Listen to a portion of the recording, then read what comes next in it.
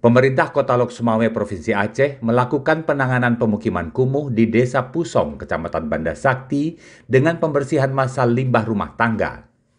Gerakan bersama yang merupakan tahap awal ini dilaksanakan pada 30 September pada penumpukan sampah yang menjadi penyebab utama penyumbatan saluran air.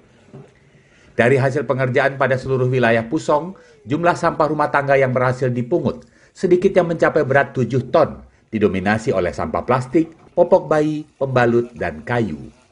Penjabat Wali Kota Lok Sumawe, Imran, menuturkan kesadaran masyarakat untuk menjaga lingkungan sendiri tergolong sangat rendah.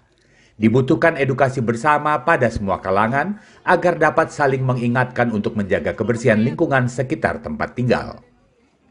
Tadi saya minta ukur itu dari DLHK, unit reaksi cepat itu sampah, itu 3 jam aja kita udah 7 ton lebih. Ini belum lagi itu lagi diambil lagi proses ini sekarang yang belum diangkut kemari. Butuh ini masyarakat ini. Dan saya berharap ini semua masyarakat yang ada di sini ya, setelah gerakan bersama untuk kebersihan, jangan pula nanti gerakan bersama untuk buang sampah lagi. Itu loh.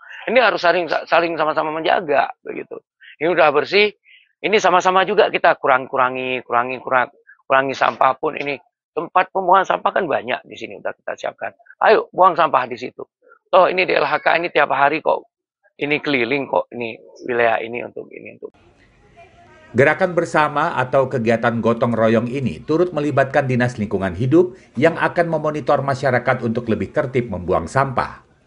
Program ini rencananya akan dilakukan secara berkelanjutan di beberapa titik rawan sampah di Kota Lok Sumawe, guna menjadikan Lok Sumawe sebagai kota yang bersih dan ramah lingkungan.